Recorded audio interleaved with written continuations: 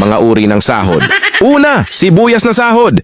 Ito yung sahod na kapag hinati-hati mo sa gastusin, mapapaluha ka. Pangalawa, pampapayat na sahod. Ito yung sahod na habang tumatagal, pakonti ng pakonti, ang natitirang pangkain mo. Pangatlo, magic sahod. Ito naman yung sahod na konting kumpas lang ng kamay at abracadabra, wala na siya. Pang-apat, malabag yung sahod. Ito yung sahod na di ka sigurado kung kailan ito darating at kung gaano ito tatagal.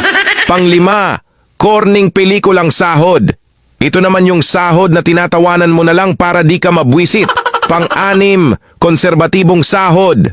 Ito yung sahod na nakakawala ng inspirasyon. Pang-pito, baog na sahod. Ito naman yung sahod na kahit anong trabaho ang gawin mo, wala pa ring kalalabasan ito. Pang-walo, reglang sahod.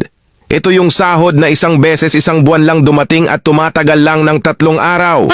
Alin sa 8 ang sahod mo?